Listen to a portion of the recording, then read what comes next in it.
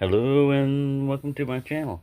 Well, I'm kind of showing you an aerial view of the conglomeration slash mess because I haven't started cleaning this up yet. But I have been starting to sweep and vacuum the floor, you know, and I just wanted to say, you know, you see a lot of stuff about cats and stuff in here, but because of cats, uh, man, dude, I mean, it's hard to explain mental issues to people. It's hard to explain that to people that don't run into that because it doesn't fit logic. Mental illness is an illness. It's either, and I'm not saying I have been clinically diagnosed. I have not been clinically diagnosed with this or anything. I think what I would consider myself is functionally crazy. I'm not going to hurt anybody or myself, but I don't think logically. Sometimes I think crazy, and it's mostly in a funny way, but sometimes it's it's a mental block. Okay, here's one of it's just a snowball of things. When you don't have money, you have to prioritize things. Now look at all these knives I've got here. Look at all these knives, and you start adding that up. You start adding that money up, and any issue that you had with money, for example, eyeglasses. I mean, really, I'm not making this up, man. I want you to look at these eyeglasses. I don't know if it's going to show it that well. That fog is always there. Look at the repair I've done. Heat shrink, and that's surgical tubing for the iPads. The glasses, this is from a scrape from a Dremel tool with a wire brush on it. I've tried, this is plastic glass here. I've tried a cigarette lighter, not a cigarette, a Zippo lighter with butane on it, and you can kind of melt and make glass clear. You can also make mistakes. It's glass, it burns, so I burned up my other pair. Look at how this thing, I tighten it up, but it's super glue up there. I tighten that up. These pop out. This is a strong prescription here, Now, wants and needs, right? It should be obvious. And this pair of glasses was the prior prescription to the better pair that I had. All right, these are progressive trifocals. Okay, now when I was born, I needed glasses and didn't know it, and the world was blurry to me throughout Michigan and everything. The first time I ever got glasses was in Texas, and we moved to Texas in 1964. I was born in 1957. It wasn't until like the second or third grade of Texas that the teachers noticed that I was squinting and figured out I needed glasses. I would get crap from my parents from being too close to the TV. Don't get too close to the TV, it'll hurt your eyes. But if I sat back like this, it would be all blurry. But anyways, see, that's a mental issue right there. And it's prioritizing too, but I mean, that's a mental issue. Look at it, what's it? This is what I've been put up with since the last eye exam I had, and I should be having an eye exam yearly.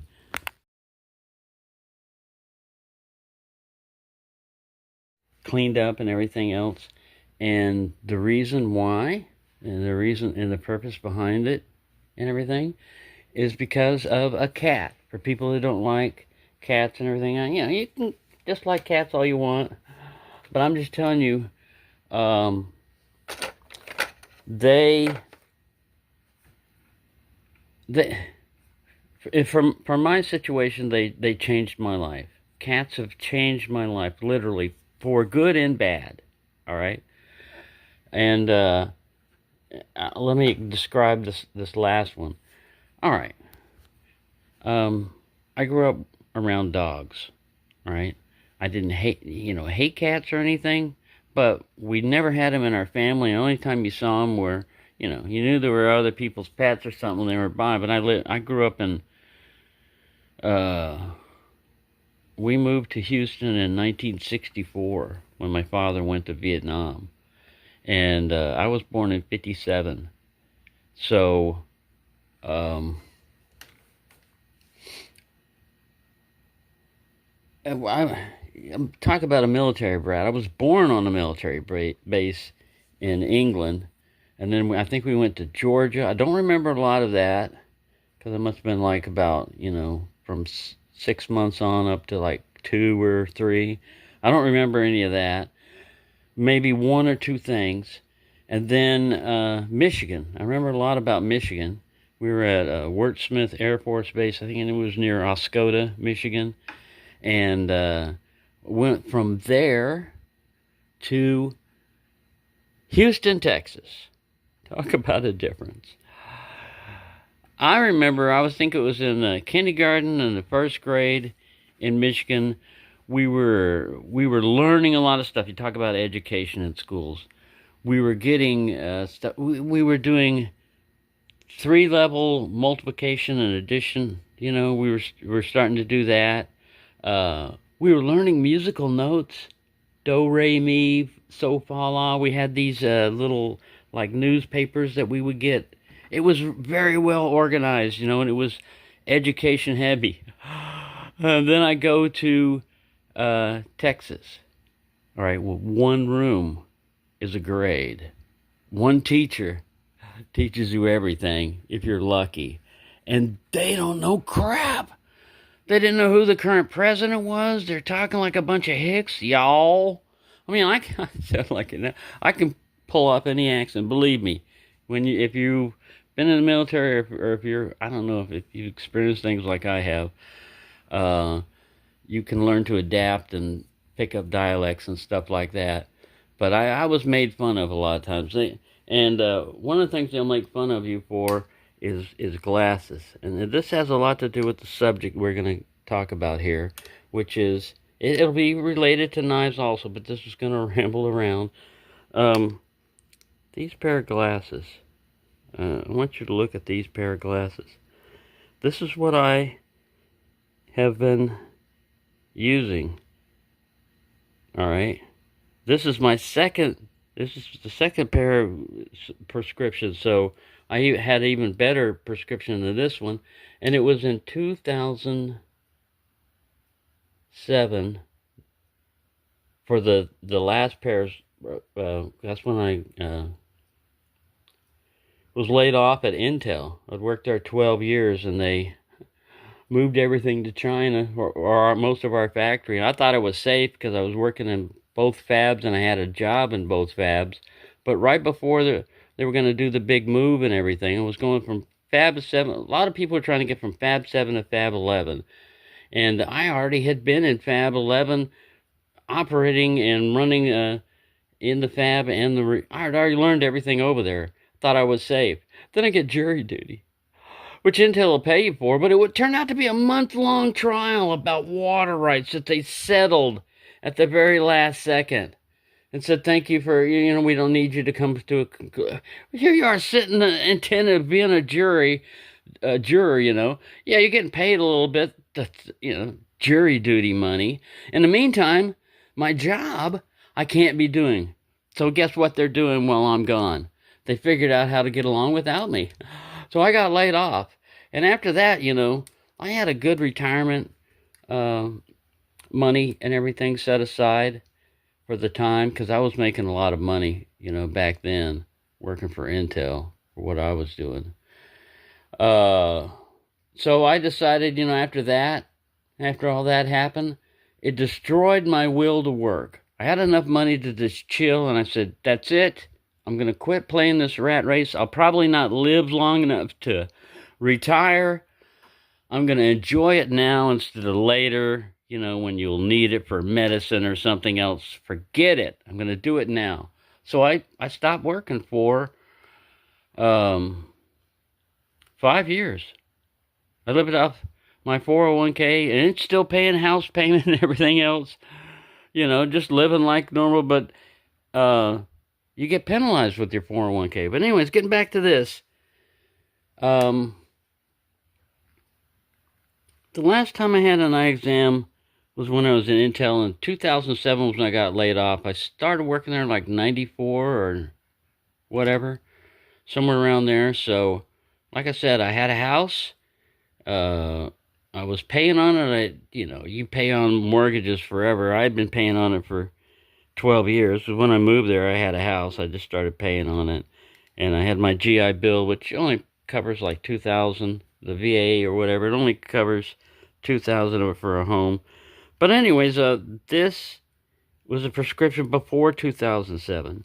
I need new glasses. Look what all these knives that I've got. And then they're not much, individually, but if you start adding them up, they easily could have come up with an eye exam and glasses. But this is what I'm down to, and it's a lot of jury rigging, super glue, how to polish glass. I've got glass polishing, cleaning stuff here. But look at what I look through each day. It's like having cataracts, And you can take a Bic lighter, and with jet flame and try to go with clear. Believe me, if it can be tried, I've tried it on these. And heat shrink over surgical tubing for the nose piece. Really, because I've got such a strong prescription, you can't just find these anywhere. And I need new glasses, But I got this mental issue where you start adding it up and I just can't prioritize things as well. When I found these glasses, I thought, cool, these are the ones that I found. That's pretty much, these are the ones I found when I could actually see out of these a little bit because it's a fairly strong prescription also. You just look at the side and see the thickness. Now, I even thought about making my own eyeglasses because when I look through that monocular, I can see perfectly. You can also, if you take some things like a round regular magnifying glass, you can see it, but it's an inverted image. So you have to have a correcting eye. Believe me, I worked in lithography, and also when I was working at a gun range, one of the guys that worked there, Jack Sutherland, he had been an optometrist. So he was telling me a lot of stuff about one of his jobs before, and he was talking about chromatic aberrations and all this other stuff, like, wow. And then I go into Intel, and I work in the lithography department. We start working with scanning electron microscopes and everything else. But anyway, getting back to all this, prioritizing things. Let me pause. Because of the financial situations and everything else, and I had a cat named Sparky that was with me in Albuquerque. And when I moved back here, I could only take one cat with me. And I had 6 or 7 that were indoor, plus a bunch of wild ones that I was feeding, because I had a house, I had a backyard, And so I would feed wild cats and everything. So when I got ready to move, I had to get rid of, everything. And along with cats. And my mom was still alive, and she was grieving over that and everything. And I told her, I said, look, it's going to be fine. These cats, they're cats. I said, I've only got one mom, so it'll be fine. But I took Sparky with me, and she was a sweet cat. I mean, she was a tabby female. When she became friends with me, sorry, I'm not getting choked up. It's something in my throat. I needed a cough. I mean, I could easily get choked up over talking about Sparky, but that's not what happened. It's been crazy here with the wind and allergies and stuff like that. But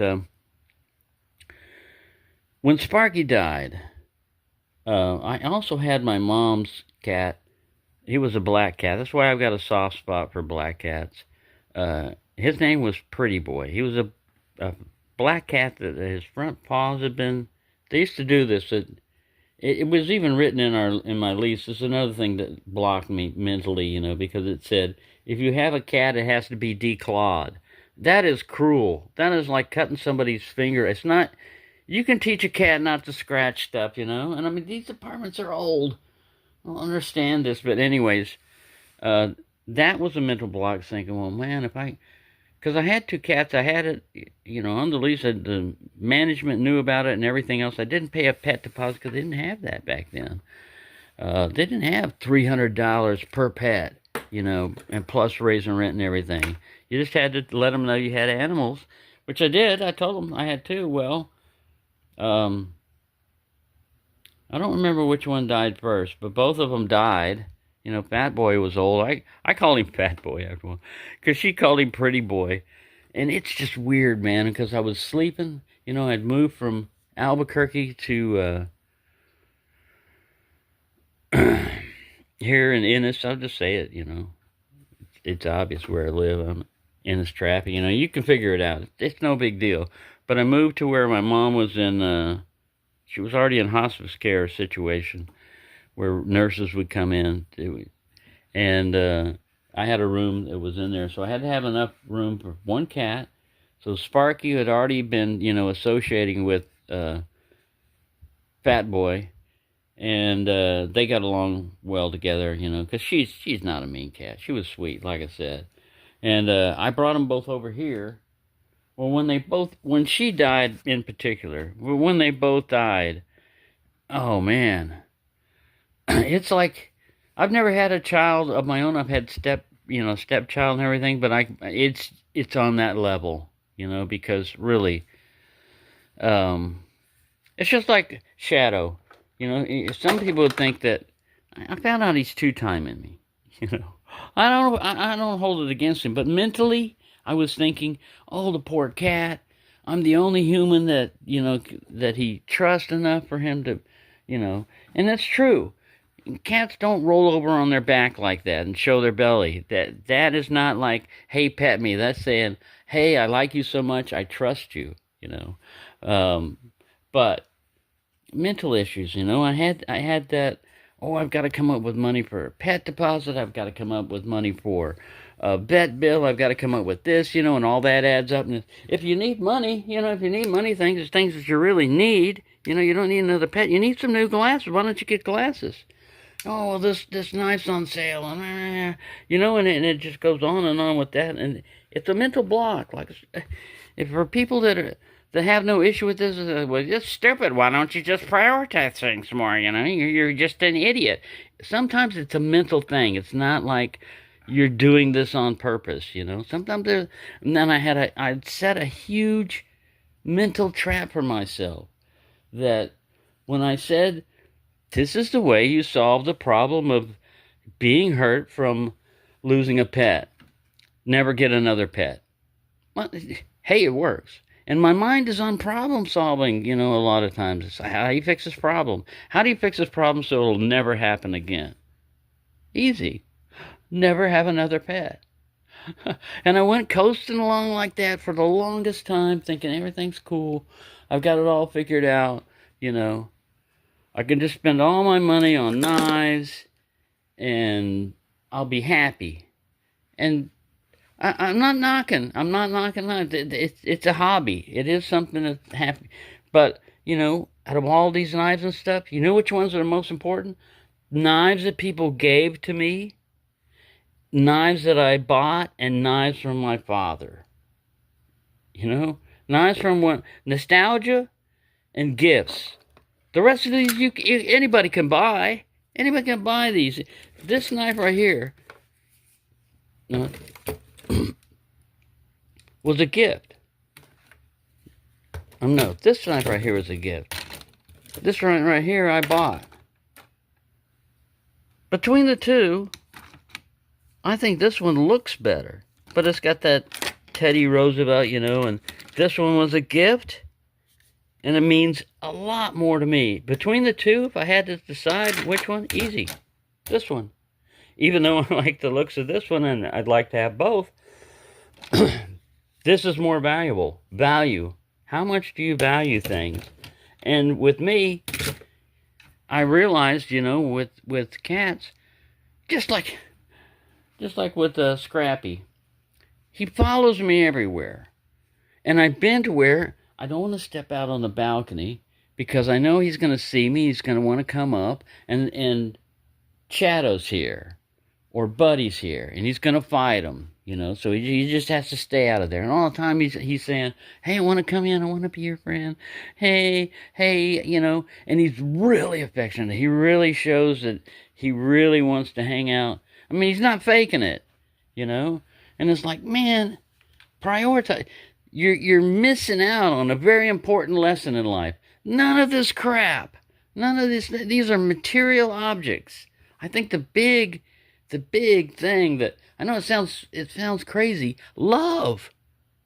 I mean, it's crazy. We all go crazy for love and everything, but when love comes at you and you turn away from it for whatever mental reason you've got, you need to work on that, because that cat is not going to, a stray cat like that is not going to live forever, especially with being top cat. He's going to get into more scraps. Yeah, he's winning them now, but it's going to wear down. I don't know if I'll put up a video of Tiger Tom. He's still alive somewhere, but half an ear chewed off.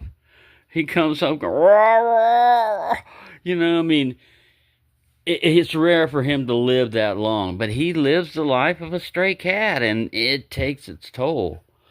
So that's what I thought I was doing with Shadow. I didn't snap with Buddy. I should have done it, you know. Here I am making him domestic, getting to where he trusts me enough that he sits in my lap, he comes here for medical help, you know, and everything. And I had to capture him because of the stupid idiot that said he was allergic to cats. And we were having an issue with too many cats around, because I can't not feed what I think is starving animals. And I have to get it in my head that they're not starving. If they were starving, they'd be hanging out by the dumpster. And I did find a cat by the dumpster today that I gave, because a lot of times cats, when they're, here's an example of, here's an example of what Scrappy turned down today. Look at that. There's still juice in there. There's still chunks. I mean, if you were a starving cat and you ran across this, oh man, it doesn't have flies on it. It's not in a dumpster. It's on a platter. You don't have to worry about somebody attacking you while it's going on. Turns his nose up. What are you going to do with that? Throw it away? That's a waste, isn't it? Man, if you got a cat, you better have a dog or other cats, because every cat I've ever had gets picky. But anyways, let's get back to this, because it's getting too long. You know, I did a whole one of these, and I had just had it on photo. There wasn't even on video. It was just sitting there, and I go, wonder how long I've been talking. You've been talking a long time. Nobody heard it. And it's good, too, because I had reached a point where I was like, ooh, I'm going to have to edit this. I started talking about something that's going to piss everybody off, or it's going to be way too controversial for YouTube or whatever. But anyways, yeah. I'm not knocking the hobby of collecting knives. Don't get me wrong. What I'm knocking is my own mental issues, all right? And that is one of the biggest traps you can put yourself in, is mental things, because now I'm so damn happy. It makes me happy to have the cat. Now I'm starting to feel good about life and everything. I like to walk around. When I'd see people coming, I would duck in, because I don't want them to know that I've got a cat. You know, I'd be worried, oh no, they're going to see. You know, I didn't worry as much with Shadow on the balcony, because he blended in. But that's part of that camouflage up there. Is not because I'm paranoid and I like camouflage as much, even though both of those statements, I'm somewhat paranoid, but not that paranoid. It's because of cats, you know. It's because of cats. Once I solve that problem, now I'm making friends with people. I know my neighbors. They see me. I talk to them. Before I was all isolated. I do keep to myself, but I mean, it broke me out of my shell, you know. What knife is going to do that? I mean, maybe it could. You could get into knives so much that you start going to, knife, events and everything, and you start meeting people that you've seen and everything, and, if you've been a hermit or something, it breaks you out of your shell. It's good. It's good for that. I got to work on myself before I start working on going to shows and being famous or anything like that, YouTube famous. Which in my life, for what's going on with the amount of subscribers I got, like a lot of people think this is a small channel, a low channel, and he just rambles on. He never gets around to talking about knives, which we want to see. We want to see only knives. Get anything out of that's okay. That's okay. It's like, look, some people are gonna get it and some aren't. Some people are gonna understand that I'm nuts, and but I'm not doing things like I'm not getting a bunch of knives just to show you the latest and greatest knife. And the knives that mean important are important to me. You know what they are, and that doesn't mean you have to send me knives and give me knives. It's just that's how I prioritize things. That's what makes things valuable to me. And the love of a cat, like I just sat down on that table and acted like I was looking at my cell phone. I didn't have it on. I just had it sitting there like this, straight out. And in between my arms, Scrappy comes up and reaches up and puts both paws up on my chest, like to say, his head just popped up right in front of my screen, and his arms through there, like, what are you looking at? And I was like, gee, you're right, man. I wasn't doing that to do. I was just kind of like psyching him, just to see how he'd react if I act like I didn't see him. And a lot of people do that. I mean, even in real life, they just stick their face in the phone and then say, hey, let's get together. That's what I've seen kids get together with kids. I see people in their 20s and stuff like 30s. I call them kids. Kids get together in parties a lot of times. And I guess the best example would be my nieces. They were young. When I was watching my nieces, two of my nieces were going to get together, the twins, summer and autumn. They were going to get together with their friends. The friends come over. They're sitting on the couch. All three of them are looking at their cell phone. All three at different things. None of them talking to each other except for, look what I got on my cell phone with stuff. None of the interaction you would have what you would think of a normal party. But I mean, that's their generation. That's what they're, that's their thing. Anyways. So, Scrappy, right now he's indoor, outdoor. He can't figure it out. But I figured it out for him. He's going to be indoor, outdoor until he gets his balls cut.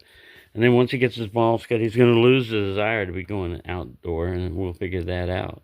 And I don't have to worry about Shadow. Shadow's straighten that one out. And Buddy's not dead. He's he's all right. And the mama cat and the kittens, they're farm cats. I was talking to a lady here, and she goes, I don't know if I like that farm cat. She should be sterilized and everything. I said, yeah, once she's had her kittens, she should have, she should be sterilized, but she's not going to be a kitten farm or anything. But she's going to be on a farm, Some people don't understand. I grew up in a small farm, it's like we had an acre of land we lived on. 5 acres were Dad's, and then grandfather's had like a horseshoe effect, had some more land that he ran cattle on and stuff, and had buildings and stuff. So it was more of a rural thing, but she was from a time, the lady I was talking to, she's only like about 3 or 4 years younger than me, so I mean, no, it's not romantic or anything. I was just talking to her while she was walking her dog. But see, that's why. Because, we had another common thing to talk about, which is animals. And, anyways, I rambled on way too long about this. I just wanted to say that, I saw one piece of the puzzle. The next one, the next one is to get these glasses fixed. Heat shrink. This prescription is from before 2007. When I worked at Intel. I worked at Intel from like 94 to 2007. This is where I had been telling you this whole story this last time while it was on photo. And then, why don't I have that counter up there that shows me how much time I've been talking? Oh, crap. It's like, oh, well. So I didn't go the whole life story of, what happened in Albuquerque. We'll have to do that some other time. But needless to say, if you're ever moving and you come down to it, out of all the cats that I had, Sparky was the best one to take with me. I mean, I loved all the other cats, but she was the best one to take. And for my priorities now, about all the cats and everything, the one that solved the problem, that answered everything, is Scrappy. And I wouldn't have thought it. You know, if you looked at this and you look at my videos on cats and everything, you would have first off said that Buddy was my cat. Buddy was the one that I was going to adopt. And then after Buddy left, you say, well, that's going to be Shadow. No. It takes all the way up to finally up to Scrappy, where I'm starting to eliminate cats, man. I got a kitten. Got Buster, you know, I got his kid I could adopt, start him off young. But I wasn't looking for that, like I said. Buddy he had that he had the same attitude I did, which is, you know, like, you know, I'm just chill here. If you want to give me food, fine, but hey, there's no obligation here. You know, that doesn't mean we're friends. But anyways, thanks for listening to all this rambling and everything. I know I'm going to be doing, I've broken out of that, you know, the mental block. If you've ever been through depression, there's all kinds of things that get you. It's just like falling into this well that you just don't know if you're ever going to get out of it, and you don't really care after a point, you know? It's like, okay, yeah, misery is my, you know, destiny. Here we go. It's just, and that sucks, you know, to get into that state. But anyways, I hope everyone's having a good time, enjoying themselves, and I will be getting back into humor. A lot of those, I keep getting copyright strikes from my silly section, so look at those and enjoy them. I should, every time one of them gets a copy strike, put it up here and let you know, but I mean, still, the ones that don't, the way they got monetized was, I didn't originally monetize them. When YouTube did all this stuff, they back monetized everything. And then they started hitting you with copyright strikes, and it's like, look, you know, I think I had a choice of individually going and picking through, but I just let them, all right, here, you go find the copyright strikes for me. But, yeah, check those out. It's under the silly playlist that I've got, and I'll be doing more of that stuff. But just keep in mind, if you see any ads in there, I'm not making anything from it. You have the right to complain, you know, like, these ads, but just remember, it's stuff I came up with that you're not going to see anywhere else. It's just like cat love, you know. If you get a cat that says, hey, let's be friends, prioritize your life if you turn that away. You know, I just suggestion, you know, prioritize your life, you know, because sometimes the answer that you came up with, the solution, is technically correct, but it's not the right answer. The right answer is, you know, when they say it's better to have loved and lost than never loved at all. The person that wrote that is a friggin' poet, you know? They've never experienced life themselves. I know what I'm trying to say the same thing, basically, is it's worth it. You know, it's worth it than to not experience it at all. So in a way, you know, it's true, it's poetically true. But the pain you go through of losing something that you loved and loved you back that strongly. And you can say that about humans, but with animals, they don't fake this crap, you know? They don't fake it. So with a human, you always got it in the back of their mind, what is their motivation. With an animal, you know, they weren't faking. And as corny as it sounds, I think love is the answer, man. Love is the answer to all the issues that we got here in this world. Greed, corruption, hatred, war. Love is all we need. Remember, I grew up from the 60s and 70s. Remember what time that was? Smile on your brother. Try to love one another right now. Anyways, thanks for watching, and have an enjoyable day.